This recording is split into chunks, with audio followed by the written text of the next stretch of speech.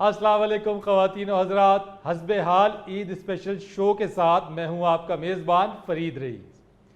नाज़रीन, यूं तो ईद कुर्बा पर कसाई का मिलना जुए शीर लाने के मुतरादिफ है, लेकिन आज हम आपकी मुलाकात करा रहे हैं बाला कसाई और उसके साथियों से। अस्सलाम वालेकुम। वालेकुम सलाम। ये भी जुए शीर ही है। ये तो आपके कहने पे आ गए, वरना हम तो ईद वाले दिन आते ही नहीं है। बड़ी मेहरबानी आपकी। भाई ईद वाले दिन तो घर जाना बड़ा मुश्किल हुआ होता है, और प्रोग्राम में कहाँ आके बैठ जाए। बिल्कुल। ये तो आपने बताया कि भाई बड़ा जरूरी है और रात के वक्त है, वरना अगर दिन के वक्त हो तो दिन के वक्त हम बिल्कुल नहीं कहीं भी जा सकते। और बाबू रात के 10 बजे तक कान खुजाने का टाइम नहीं होता। फिर तो अच्छे खासे पैसे जमा कर लिए होंगे आज। अल्लाह का शुक्र है जी, पैसों की तरफ तो इतना मैं देखता ही नहीं हूँ। वाह वाह।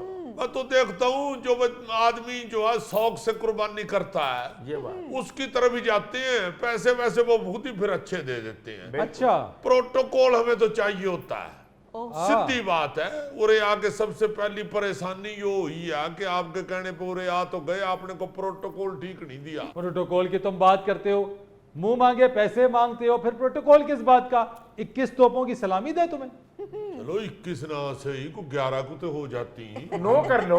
अगर आपके पास 20 तोपे हैं तो एक हमारी भी है, वो कर लो, 21 हो जाएंगी। बात यो है कि यो जरा पता तो चलना चाहिए ना, इलाके में बाला पहुंच गया है। देखो हम तो बड़े बड़े लोगों के पास जिनकी बड़ी कुर्बानी होती है, जिन्होंने जानवर ज्यादा कराने होते हैं, हम तो जाते ही वहां पे हैं जी।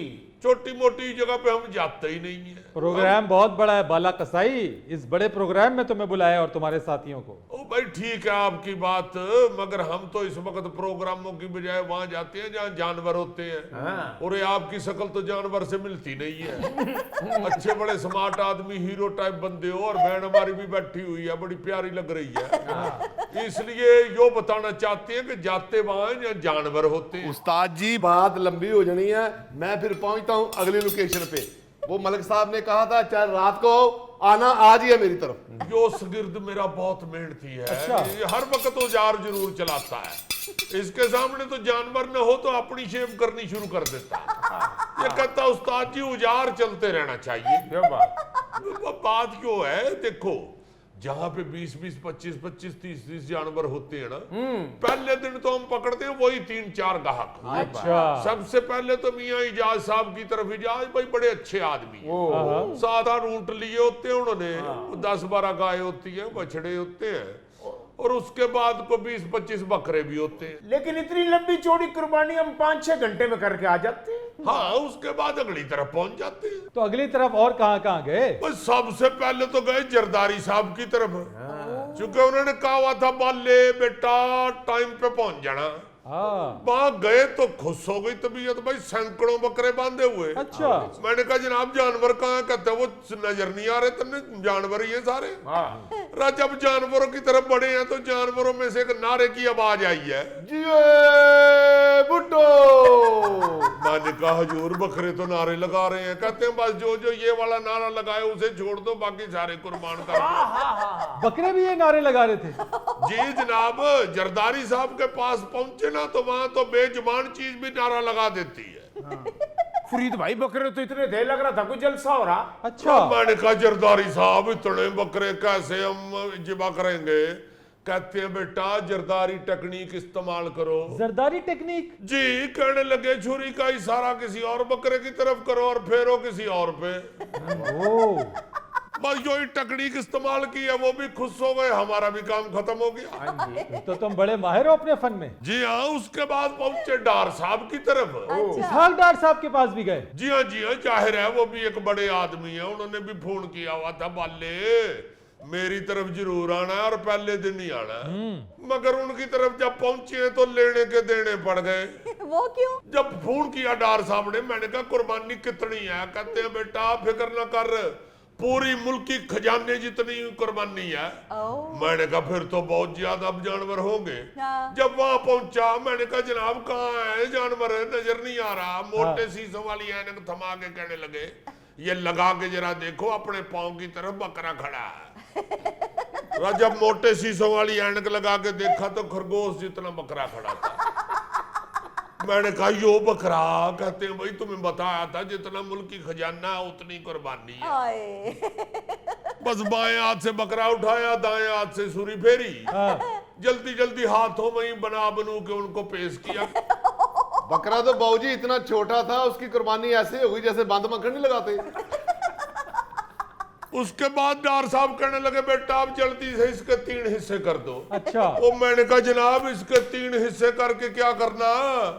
कहते हैं एक हिस्सा बांटूंगा गरीबों में, अच्छा। दूसरा भेजूंगा रिश्तेदारों में, हाँ। और तीसरा घर में रखूंगा, एक मेहमानों के आगे पेश करेंगे। मैंने कहा हजूर ये किस तरह इसमें से इतना कुछ निकाल लेंगे? कहने लगे बिल्कुल उसी तरह जैसे मैं अपने मुल्क की खजाने में से बजट निकाल लेता हूँ। इसका मतलब ये हुआ कि कुर्बानी में भी उन्होंने डार टेक्निक इस्तेमाल की। जी हाँ गोश्त बनाते हुए बड़ा बखत पड़ा। मैंने कहा जी बोटी छोटी रखनी है या बड़ी? कहने लगे भाई जितनी भी रखनी है IMF की शराइत के मुताबिक रखनी है। अच्छा, फिर तो पैसे अच्छे खासे मिले होंगे डार साहब की तरफ से। खाक अच्छे मिले पैसे। क्यों, क्या हुआ? 10,000 रुपए बकरा कर रहे थे, 7,000 रुपया दे दिया। हम चुप कर गए, भाई ये बड़े आदमी हैं, क्या बोल रहे इनके आगे। अच्छा। जब 7,000 लेकर निकलने लगे हैं तो कहने लगे इधर आओ जरा, 2,000 वापस करो, कसाई टैक्स भी काटना है। जब 5,000 जेब में डाला तो कहते हैं अभी बाहर निकाल लो, यो बताओ तुम फाइलर हो या नॉन फाइलर? मैंने कहा वो क्या होता है? 1,000 रुपया और ले लिया वापस। मैंने कहा हद हो गई भाई, मैंने 4,000 को गनीमत समझा। निकलने लगा तो कहते हैं उरे आओ जरा, ये छुरी टोका रजिस्ट्रेशन फीस जमा करवाओ। 1,000 और ले लिया। छुरी टोका रजिस्ट्रेशन फीस दे के जब मैंने 3,000 जेब में डाल के गेट की तरफ कदम बढ़ाया तो पीछे से कहने लगे बाले 2-3 दिन में माशाल्लाह 2.5-3 लाख तो कमा ही लेते हो गए। मैंने कहा जी मालिक का शुक्र है बन ही जाता। कहते हैं 2 लाख के ऊपर जिसकी इनकम है 2,500 उसका भी काटना पड़ेगा। 2,500 और ले लिया। जो 500 बच गया था मरा मुक्का, मैं नेफे में अड़ा के भाई निकल नहीं लगाऊं तो कहने लगे बकरा ले भी दी है। मैंने कहा वो क्या होती है जनाब? ये को बकरा इश्तेहार तो नहीं जो लेवी लगा के करना पड़ता है। कहने लगे इनकम टैक्स एडवांस जमा करवाया।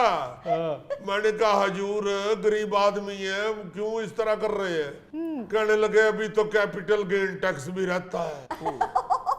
मैंने हाँ ना किए बगैर 500 रुपया नेफे से निकाला, उनकी हथेली पे टकाया और निकल नहीं लगा तो कहने लगे कहाँ जा रहे हो भाई? 5,000 तो अभी फिक्स टैक्स भी दोगे, फिर जान छूटेगी।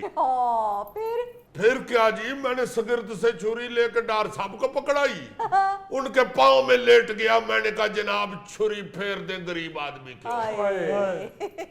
एक तो दिया 7,000, ऊपर से उसका भी कीमा कर दिया। गरीब के पैसों के कोफ्ते बना के खाते हैं ये बड़े लोग। बिल्कुल ठीक कह रहे हो। हमारे मुल्क में गरीब के साथ कुछ ऐसा ही हो रहा है। अरे भाई यो तो बताओ बाबूजी, यो जो इतने सारे टैक्सों के नाम हैं, ये आप पढ़े लिखे लोगों को याद हो जाते हैं? यार ये हमें क्या याद होने, इन हुक्मरानों को खुद याद नहीं रहते। जब तमाम टैक्स लगाकर नाम खत्म हो जाते हैं तो वो उसको अदर टैक्स के नाम पे मजीद टैक्स लेना शुरू कर देते हैं। लो भाई अभी तो अदर टैक्स भी लगना है। वो क्या होता है? रामन ने क्या बताया? उन्होंने बताया। होता क्या है भाऊजी? ये हुकूमत को भी नहीं पता होता, लेकिन जब टैक्स के ऊपर टैक्स और फिर मजीद टैक्स लेना हो तो वो अदर टैक्सेस की मद में उसे डाल दिया जाता है। उस्ताद जी मैं तो उस वक्त डर गया था कि कहीं डार साहब मेरी तरफ देख के ये ना कहें वो तुम्हारा इतना पक्का रंग, इसका भी टैक्स दो। उस्ताद जी मैं तो कहता हूँ ये मुड्डी बुगदे वाला काम छोड़ के सियासत में पड़ जाते हैं। हाँ, और जब इलेक्शन होता है तो करोड़ों रुपया लग जाता है तो उसमें तो टैक्स नहीं लगता।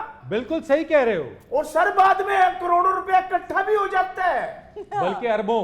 मगर फिर नैब पीछे पड़ जाए तो उन्हीं अरबों को बचाने के लिए अरबों के पास जाना पड़ता है। हाँ ये बात तो ठीक है तुम्हारी। मैंने तो कहा था बाजी से कि पूछे तो सही डार साहब से हम किस बात का टैक्स दें।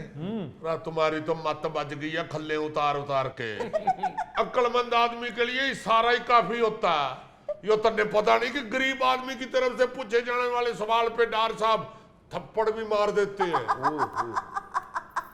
थप्पड़ ना भी मारे, लेकिन डॉक्टर साहब कहते हैं कि मुल्क की मईशत को ठीक करने के लिए हम दिन रात मेहनत कर रहे हैं। यानी गरीब आदमी की बेहतरी के लिए गरीब आदमी को ही निचोड़ रहे हैं। हाय। रा भाई, अगर पैसे इकट्ठे करने हैं तो उन लोगों से करो जाके जिनके पास है। हाँ। रा हमारे पास उरे क्या, हमारी तो अपनी बड़ी मुश्किल से दाल रोटी पूरी होती है। यो मेरा छोटा भाई जितनी दाल रोटी खाता है, इसका तो वजीफा लगना चाहिए। फरीद भाई, इसकी दाल रोटी पूरी करने के वास्ते तो इसको 2-3 दफा जेल में करवाया। वो भी इसे छोड़ देते हैं भाई, जा हम तेरा बजट पूरा नहीं कर सकते। हमारा मतलब है कि इनकम रह कहाँ गई है। हाँ, सही कह रहे हो। लोगों के पास पैसा होगा तो कोई बेचारे कुछ खरीदेंगे ना। और कितना के निचोड़ेंगे गरीब आदमी को, देखिए क्या निकलेगा गरीब आदमी से निचोड़ने से। यो आपको यो पता इस दफा कुर्बानी कितनी कम हो गई है? आपको यो पता कितने कम लोग इस दफा हज करने के लिए गए? हाँ। भाई इसलिए कि लोगों के पास है ही नहीं, खाने के लिए नहीं है, तो उरे ये इस तरह की चीजें जो हैं, इस तरह के फराइज कैसे पूरे करें? चलो बाले, कोई बात नहीं। एक डॉक्टर साहब के पास गए, वहां तुमने कुर्बानी दे दी। बाकी तो दूसरे बड़े बड़े लोगों के पास गए होगे, वहां तो तुमने अच्छा खासा माल कमाया होगा उनसे। अरे भाई, वो 3-4 दिन जो कमाई होती है, सारे साल पूरा करना होता है।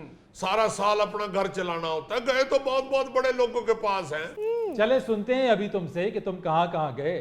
नाज़रीन, एक ब्रेक लेते हैं और ब्रेक के बाद आपसे फिर मुलाकात करेंगे। शेख रशीद साहब की लाल हवेली। अच्छा। रात 2 घंटा वहां गली में फिरते रहे, लाल हवेली नजर ही ना आए। ऊपर एक खड़े एक बंदे से मैंने पूछा, मैंने कहा यार इधर लाल हवेली होती थी? कहता यो लाल हवेली। गौर से देखा, लाल हवेली खौफ से जर्द हुई हुई थी। रात दरवाजा खड़काते रहे, अंदर से कोई भी ना निकला। काफी देर बाद गली के परे एक घर था। हाँ।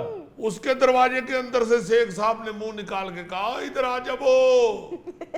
उधर पहुंचे, मैंने कहा हजूर आपका घर वो उरे क्या कर रहे हैं? कहते बेटा आजकल मैं किसी और के घर से ही निकलता हूं।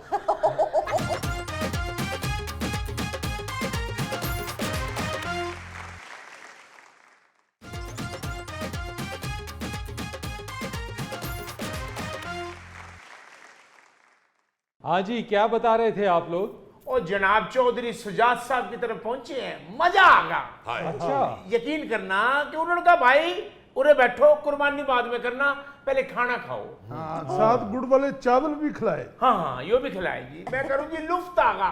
बड़ी सेवा की उन्होंने, पहले बड़ा प्यार किया। उसके बाद जब बकरा छकरा जिबा कर लिया तो बड़े खुश हुए। मैंने कहा चौधरी साहब ये सिरी आप रखते हैं या नहीं बकरे की? कहते हैं ले जाओ ले जाओ। मैंने कहा हजूर सिरी अकेली तो ठीक नहीं लगती, अगर पाए साथ हो तो। कहते हैं ले जाओ, पाए भी ले जाओ। पाए भी डाल लिए जब अपना थैले में, तो भाई मेरा कहने लगा चौधरी साहब इस दफा बच्चों से वादा किया था कि तुम्हें रान रोस्ट खिलाऊंगा। कहने लगे ले जाओ, राने भी ले जाओ, कोई ऐसी बात नहीं। राने भी डाल ली फिर थैले में। यो ना मुराद ऊपर से बोल पड़ा, हजूर इस दफा छोटे गोश्त का पुलाव खाने का बड़ा जी चाह रहा, अगर आप सीना और गर्दन और दुमची दे दे तो बड़ा अच्छा लगेगा। वो कहने लगे ले जाओ भाई, कोई बात नहीं ले जाओ। साथ यो मेरा शिगिर्द अशरफ कहने लगा कि चौधरी साहब बात यो है कि पुठ नहीं खाई कभी। ओहो। कहने लगे उठ उठ, डाल पुठ भी थाले में।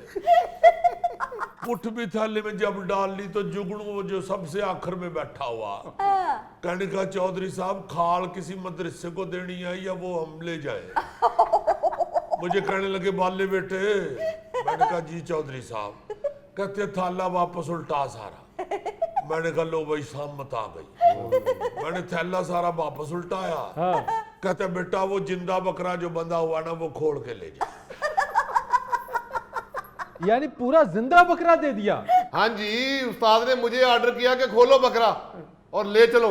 मैं बकरा खोल रहा था, बस उस्ताद जी के मुंह से निकल गया कि चौधरी साहब ये जो हमने कुर्बानी की है, बकरा ज़िबा किया है, इसकी तो मजदूरी दे दो। बस चौधरी साहब को गुस्सा आ गया। उन्होंने बुला लिया अपने नौकरों को, पकड़ो भी इस बकरे को भी बांधो और इन सब को भी बांध दो। ये तो रोने लग गया, अम्मी के पास जाना, अम्मी के पास जाना है। राखो अद्धा को घंटा जब हम बड़ी चीखो पकार कर बैठे तो चौधरी साहब ने कहा बता कैसा सुगल लगाया तेरे साथ? फिर पानी सानी पिला के उन्होंने भेजा।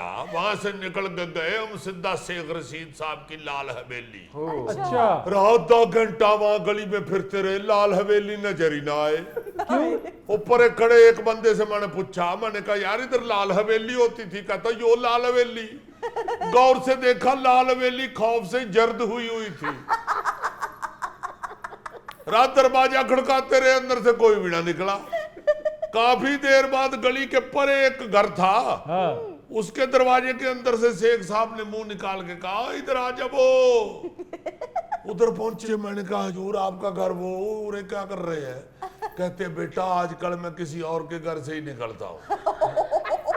ऊपर से जिन वाला मास्क भी लगाया हुआ है। और मैंने कहा हजूर बकरा किधर है जो करना है? कहने लगे वो जो चौथा घर है उधर बंधा हुआ। अच्छा, बकरा कहीं और बंधा हुआ है? उस घर का दरवाजा खटखटा के कहा भाई शेख साहब की कुर्बानी दे दो। उन्होंने अंदर से एक मुर्गा ला के दे दिया। और मैंने कहा शेख साहब यो कुर्बानी? कहते बेटा और कितनी को दूं कुर्बानी? यो हलाल करके इसका गोश्त बना के तो साथ वाली गली में लीले दरवाजे वालों के घर दे जाना। मैंने कहा आपका घर वो छुपे यहाँ हुए, बकरा वहां बांधा हुआ, गोश्त उधर जाके दे जाए। कहते हैं बेटा आजकल इसी तरह दिन गुजर रहे हैं। जी शेख साहब वाकई आजकल बहुत खौफजदा हैं। ओ जी राणा सनाउल्लाह साहब की तरफ गए हैं तो वो धोती बांध के खड़े थे। हमने समझा इधर तो पहले ही कसाई आया हुआ है। बल्कि हमने पूछा कि राणा साहब आपने धोती बांधी हुई है, बकरे खुद जिबा करने हैं? हाँ। कहता नहीं नहीं नहीं नहीं, ईद वाले तुम लोगों ने जिबा करने हैं, मेरी ड्यूटी किन्हीं और बकरों पर लगी हुई। अच्छा, उस्ताद जी जरा फरदौस आसिक अवान साहबा की कहानी तो सुनाएं। बेटा खुद सुना देते हैं, पैसे नहीं लेता। या तू था तेरी समझ नहीं आएगी। वो जी हम उनके घर जाके उनसे बोला कि आपा किधर है कुर्बानी? हाँ। तो वो कहते कुर्बानी तो हमने दे रखी, अब तो नई पार्टी बना रहे हैं। ओहो, उस्ताद जी ने कहा कि आपा बकरा किधर है? वो बोलती कि भाई अभी पार्टी होश नहीं पकड़नी तो बकरा कहां से लाएं? हाय उनकी पार्टी वाकई अभी होश नहीं पकड़ रही है। भाई बड़ी कसमकस बनी हुई है, बड़ी अजीब सूरत हाल है सियासत में। तो इस वक्त उस्मान बुजदार साहब के घर पहुंचे हैं। उनके घर वालों से जाके पूछा जी कहाँ बुजदार साहब, बकरा कहाँ? कहने लगे भाई कौन सा बकरा, कौन से बुजदार साहब? बुजदार साहब तो खुद बकरे बेचने निकले हुए हैं। वहां से जब अमीर मुकान साहब की तरफ पहुंचे हैं, वो भी परेशान बैठे हुए, बेचारों का हादसा हो गया। ऊपर से यो ऐसा सोखा, कहता है आपका और मेरा नाप एक जैसा, अपने पुराने सूट 2-3 दे दे मुझे। ओ जी फवाद चौधरी साहब की तरफ गए हैं। अच्छा, वो बेचारे इतने बुखलाए हुए हैं, वो कहने लगे अबे अभी तो छोटी ईद है, मीठी ईद है, तुम किधर आ गए हो? जाओ बकरा ईद पे आना। हमने कहा हजूर बड़ी ईद है, क्या कर रहे हैं? आप तो खुद चांद की तारीख बताया करते थे, आप क्या कर रहे हैं? कहने लगे बाले दौड़ जाए यहाँ से, जिस कैलेंडर से तारीख बताता था वो कैलेंडर पाड़ गया। हाय हाय। जी मिर्जा इस्माइल साहब की तरफ गए हैं, वो ईंट उठाकर हमारे पीछे भागे हैं। अच्छा, और उन्होंने कहा खबरदार अगर आपने मेरे साथ मजीद कुर्बानी की बात की। नाज़रीन यहाँ पर वक्त हुआ है एक ब्रेक का, हमारे साथ रहिए। वो जो आदमी जानता ही नहीं बकरा होता क्या, गोश्त होता क्या है। मैंने जो भी देखा सारी सारी जिंदगी, सारा सारा साल हो गया इलेक्ट्रीशियन का काम करते हुए। ईद पे सीजन लगाने के लिए वो हम में घुस जाते हैं आके। सभी बंदा मैंने देखा कि नाम मुराद जब उसका बैग खोला कि उसने बकरा जिबा करने के लिए, बीच में से पेचकस और रेंच वगैरह निकल आए, हथौड़ी निकल आई, प्लास निकल आया। वो मैंने कहा यो बात छोड़ो, ये पेचकस प्लास लेके आ गए हो बकरा कुर्बान करने के लिए, और नामुराद बकरा 220 वोल्ट का है।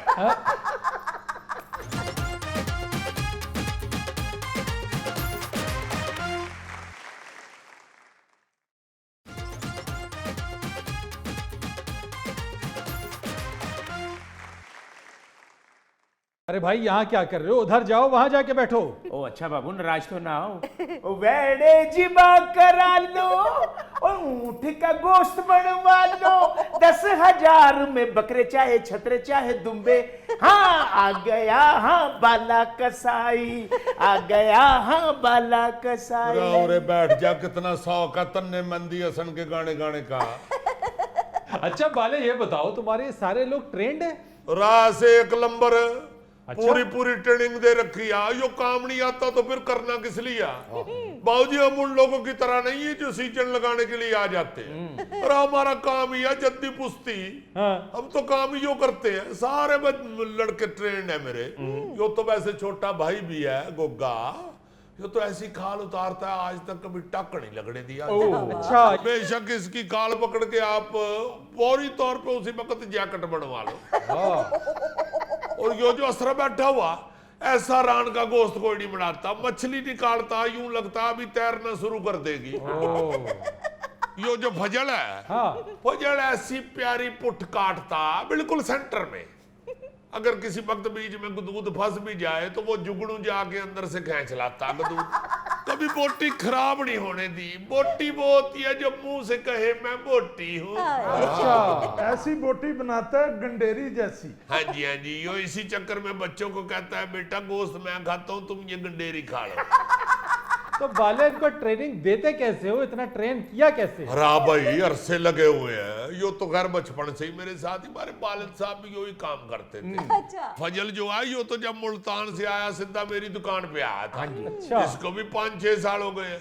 असरफ भी हमारा बड़ा पुराना बुजुर्ग है, यो भी हमारी दुकान पे, मेरे वालिद साहब के पास भी यो ही होता था। और जुगड़ू जो है इसको जरा थोड़ी देर कम लगी हुई है, मेरा ख्याल है 8-10 महीने हुए हैं उसे भी आए हुए। अच्छा। मगर काम सीख गया हुआ है तो कसाबो ना, मछली के बच्चे को कौन तैरना सिखावेगा? और देखो जो आदमी जानता ही नहीं बकरा होता क्या, गोश्त होता क्या है। मैंने जो भी देखा, सारी जिंदगी सारा साल हो गया इलेक्ट्रिशियन का काम करते हुए। ईद पे सीजन लगाने के लिए वो हम में घुस जाते हैं आके। सभी बंदा मैंने देखा कि नाम मुराद जब उसका बैग खोला कि उसने बकरा जिबा करने के लिए, बीच में से पेचकस और रेंच वगैरह निकल आए, हथौड़ी निकल आई, प्लास निकला है। वो मैंने कहा यो बात छोड़ो, ये पेचकस प्लास लेके आ गए हो बकरा कुर्बान करने के लिए, और नामुराद बकरा 220 वोल्ट का है। छुरी फेर के उसकी सिरी पे टेस्टर लगा के देख रहा कि ठंडा हुआ कि नहीं। खाल प्लास के साथ खींच रही यार। मैंने कहा ये करंट मारती है, हाथ से उतारो। हाँ। ऐसे मुट्ठी बंद करके ना, ऐसे ऐसे। यार बकरे को छुरी फेर ली जब, हाँ। तो उससे बहस कर रहा है मैंने 10,000 से कम नहीं लेना। उसने कहा भाई मैंने 7,000 देना है, 10,000 लेना है तो बेशक उरा ही छोड़ दे। तो बैग में से टेप निकाल के कहता ठीक है मैं वापस जोड़ देता हूँ। उनको कहता है सिरी पाए मुझे दे दो, मैं वाइंड करा के वापस भेज दूंगा। देखो ना जरा, ओ मैंने कहा यो का बंदा रे लिया भाई, और सिरी और पाए को मोटर समझ रहा। बड़े बड़े अजीब आदमी घुस आते हैं ईद वाले दिन हमारे काम में। और हमारे इलाके में एक तरखान है लकड़ी का काम करने वाला, उसका काम जरा ठंडा मट्ठा।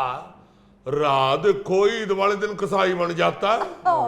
खाल उतार के कहता है मैं जरा रंदा फेर लूं, एक जैसा हो जाएगा। हम तो बकरे के पांव पकड़ लेते ना जब उस्ताद छुरी फेरता है। उसने बकरे के चारों पांव पे कीड़ी ठोक दी, कहता बकरा अब हिलेगा नहीं। बोटी गलत काट दी, घर वालों ने बोला यो क्या किया? कहता कोई बात नहीं, ग्लू लाओ मैं दोबारा जोड़ देता हूँ। यार कुर्बानी के बाद उनसे सिरी पाए मांग रहा। उन्होंने कहा नहीं भाई पाए हमने रखने हैं। कहते क्यों, आपने टेबल बनवाना है। उस्ताद जी वो पीपल वाले चौक पे ड्राइवर कसाई बना हुआ था, आपको याद है? उस ड्राइवर ने तमाशा लगाया हुआ भाई, बैगन चलाता और ईद वाले दिन कसाई बना हुआ है। बताए। वो बकरा लेके आए हैं तो उनको कह रहा है इधर जरा रिवर्स करे, रिवर्स। उन्होंने कहा भाई ये इधर ही हलाल कर लो, ये कोई टोयोटा नहीं है, रिवर्स कहां से कर ले। ऊपर से बकरे की पुठ पे हाथ रख के उनको कह रहा है भाई बड़ी बात है, आपको सिर्फ 80,000 में 1000 सीसी मिल गया। बकरे ने भै किया तो कहता है इसका तो हारन भी खराब है। कहने लगा आपकी गली में पहली दफा कुर्बानी कर रहा हूँ, वरना मैं तो मोटरवे पे करता हूँ। और छुरी फेरने से पहले कह रहा था अपने शकीर से इसका तेल पानी चेक कर लो। कई बातों में घर वालों ने बताया कि हम अब कल ही खरीद के लाए हैं। कहता अब ज्यादा देर पहले खरीदा भी नहीं जाता, पेट्रोल बड़ा महंगा हो गया। वो बकरा कहीं तलख मिजाज का था, उसने वो कसाई को टक्कर मारी तो कह रहा भाई इसकी हैंड ब्रेक कौन खींचेगा। बकरे के दांत देख के ये नहीं कह रहा ये धुंधा है चौगा, देख के कह रहा वाह जी वाह इसकी रनिंग पूरी हो गई है। अलाज से बाहर निकाल के कह रहा पता नहीं कैसे भागा फिर रहा था, इसकी तो वायरिंग सड़ी हुई है। बकरे के कान देखकर कह रहा है माशाल्लाह साइड मिरर तो बहुत अच्छे लगे हुए। जब सारे गोश्त का सत्यानाश कर दिया उस ड्राइवर ने, उन्होंने पूछा हाँ भाई बोल तुमने कितने पैसे दे? कहता भाई जी 150 रुपया फीस बारी दे दो। यो जो जितने भी अनाड़ी कसाई घुस जाते हैं ना जी बड़ी ईद के ऊपर रहमान से, वो साथ हमारी भी बड़ी बेइज्जती करवाते हैं। लोग गालियां निकालते हैं, बददुआएं देते हैं। अब देखो इतना अच्छा एक महंगा जानवर है, मेरे जानवर सस्ता थोड़ी आता, इतना महंगा जानवर लेके आते हैं लोग। रा भाई आप अपनी थोड़े से पैसों की लालच में उसका लाखों रुपए का जानवर बर्बाद करके निकल जाते हो। बिल्कुल सही कह रहे हो। नाजरीन, यहाँ पर वक्त हुआ है एक ब्रेक का। बाले कसाई से गुफ्तगू के सिलसिले को मजीद आगे बढ़ाएंगे, हमारे साथ रहिए। मैं तो 3000 की जगह 1500 भी ले लेता हूँ। मैंने एक कुर्बानी करने के तरीके की वीडियो बनाई हुई है। अच्छा, मैं 1500 रुपए में वो भी सेंड कर देता हूँ। हाँ, अभी मैंने वो 1500 रुपया लेके गाहक को सेंड की है वीडियो। अब उसने वीडियो के मुताबिक जब बेड को लटा लिया, छुरी फेरने लगा तो वीडियो में बोतल का इश्तेहार चल पड़ा। तो बेड को छोड़ के बोतल पीनी शुरू हो गया। रा भाई बेड़ा फिर खड़ा हो गया। उधर से वीडियो का इश्तेहार खत्म हुआ, आगे था कि बेड़े को अब छुरी फेर दे। अब कह रहा भाई खड़े बेड़े को मैं कैसे छुरी फेर दूं? उसने 1500 की वजह से भी मेरी बड़ी बेइज्जती की।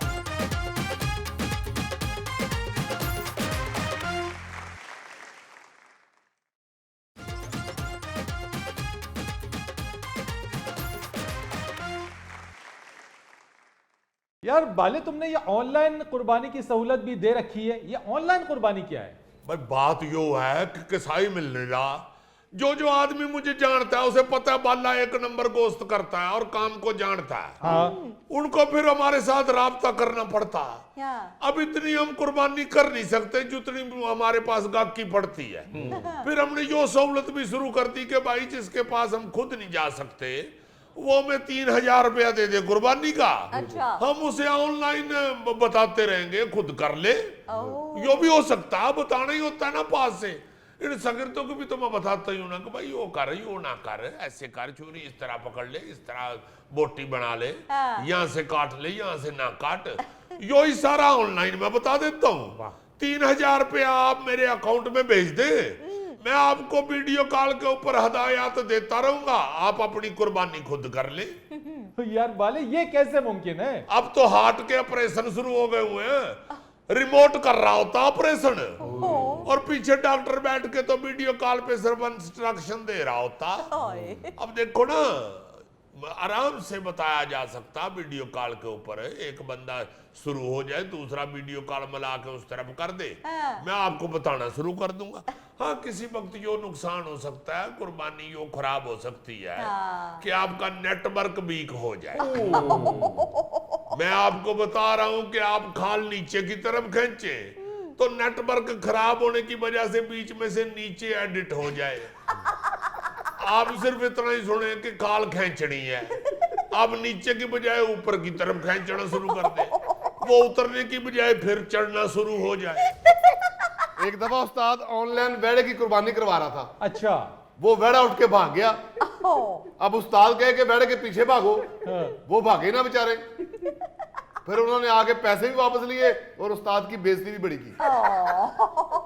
रा भाई, अगर आप डर रहे हो तो इसमें मेरा क्या कसूर है? मगर मैंने पैसे वापस कर दिए। मैंने कहा चलो हमारा का लगा, कोई बात नहीं। मगर भाई अगर बहरा ही आपका काबू में नहीं आ रहा तो इसमें मेरा तो कोई कसूर नहीं है ना। यानी बाले, ऑनलाइन हिदायत देने की भी 3000 तुम ले रहे हो? यार हदायत ही तो असल बात होती है। आपके वालिदैन ने अच्छी हदायत दी है तो आज इधर बैठे हुए ना। हदायत बड़ी अहम होती है। देखो वैसे तो 3,000 रुपया हम कुर्बानी करने का जाके भी ले लेते हैं, मगर वो सिर्फ छुरी फेर के तो 3,000 ले लेते हैं। छुरी फेरने के 3,000? यार लटा के छुरी फेरना ही तो असल काम है, आगे तो तरखान, मजदूर, इलेक्ट्रीशियन सारे यो काम कर रहे हैं। आपको पता है यो जिनका बेड़ा भागा था, यो जो अशरफ बता रहा उठ के बेड़ा भाग गया था, रा भाई उधर उन्होंने पहले भी एक कसाई बुलाया, वो रक्षा ड्राइवर था, वो बेड़ा उससे लेटे ना, वो कहे यार मैं इधर से बेड़ा उठाऊंगा, आप नीचे ईंटें रख देना। वो कहीं भी बेड़े के नीचे ईंटें रख देना। वो मोहल्ले वाले ने बताया यो रक्षा ड्राइवर है, यो जब अपना रक्षा ठीक करता है तो उधर इसी तरह उल्टा के उसके नीचे ईंटें रखता है। उन्होंने फिर मेरे साथ राब्ता किया। अब मैं बता रहा हूं इसको इस तरह लटाबो, उनको अगर नेटवर्क खराब होने की वजह से समझ नहीं आई, वो बेड़ा उठ के भाग गया। अब डरते वो उसके पीछे नहीं भाग रहे, तो इसमें हमारा क्या कसूर है भाई, वो तो बताओ। मैं तो 3,000 की जगह 1,500 भी ले लेता हूँ। मैंने एक कुर्बानी करने के तरीके की वीडियो बनाई हुई है। अच्छा। मैं 1,500 रुपए में वो भी सेंड कर देता हूँ। अभी मैंने वो 1,500 रुपया लेके गाहक को सेंड की है वीडियो। अब उसने वीडियो के मुताबिक जब बेड़े को लटा लिया, छुरी फेरने लगा तो वीडियो में बोतल का इश्तिहार चल पड़ा, तो बेड़े को छोड़ के बोतल पीनी शुरू हो गया। अरे भाई बेड़ा फिर खड़ा हो गया, उधर से वीडियो का इश्तिहार खत्म हुआ, आगे था कि बेड़े को अब छुरी फेर दे। अब कह रहा भाई खड़े बेड़े को मैं कैसे छुरी फेर दूं। उसने 1,500 की वजह से भी मेरी बड़ी बेइज्जती की। अब देखो ना वीडियो में अगर इश्तिहार चल जाए तो इसमें बाले का तो कोई कसूर नहीं है। एक और बंदा मेरी वीडियो के मुताबिक कुर्बानी कर रहा था। अच्छा। बीच में वसीम अकरम का इश्तिहार चल गया। वो वसीम अकरम कहता अब होगा कांटेदार मुकाबला। वो डर के बेड़ा छोड़ के दौड़ गए। उन्होंने कहा भाई इसके साथ कौन मुकाबला करेगा कांटेदार। इसी तरह वीडियो के ऊपर एक बंदा कुर्बानी कर रहा था, बैठा आराम से गोश्त बना रहा, वो उसी तरह इश्तिहार चल गया। वसीम अकरम ने कहा भाई सरफ डाल ले, उस नामुराद ने गोश्त में सरफ डाल लिया। भाई इसमें क्या कसूर हो सकता है। ये मशीन तो ऐसे ही होती है। ऑनलाइन 3,000 रुपया लेके मैं खुद एक बंदे को कुर्बानी करवा रहा हूँ। अब सुबह से लगे हुए थे, मेरी बैटरी लो हो गई, फोन बंद हो गया। वो सारे बाप बेटा नाम मुराद छुरियां लेके मुझे गलियों में ढूंढ रहे हैं, हमारे साथ फ्रॉड हो गया। 3,000 भी ले गया और फोन भी बंद मिल रहा। अरे भाई बैटरी लो हो गई, फ्रॉड कहां से हो गया। तो बाले ऑनलाइन कुर्बानी फिर कामयाब तो ना हुई ना। कामयाब कहां से होनी है, मशीनी काम है यो। मशीनी काम नहीं हमारा, यो तो मैनुअल काम है। खुद जाके सामने हो सकती है कुर्बानी। अब लोग भी पीछे पड़ जाते हैं ना। अब यो देखो ना भाई जानवर ज्यादा हो चुके हैं और कसाई जो है वो कारीगर बन नहीं रहे। अब जो कारीगर ढूंढने जाते हैं वो बेचारे क्या करें। कई ग्राहक नाराज हो जाते हैं। मैंने तो ग्राहकों की नाराजगी देखते हुए ये ऑनलाइन वाला सिलसिला शुरू किया, मगर वो फलाप भी हो गया और मैं भी बड़ा बेइज्जत हुआ। उस्ताद जी मीडिया हमें रास नहीं आया। नाजरीन ये था आज का हस्बे हाल। जाने से पहले एक खूबसूरत बात, क्या कमाल के लोग होते हैं वो जो रब की मोहब्बत में सबसे मोहब्बत करते हैं। अपने मेजबान फरीद रईस को इजाजत दीजिए, आपसे कल फिर मुलाकात करेंगे। अल्लाह हाफिज।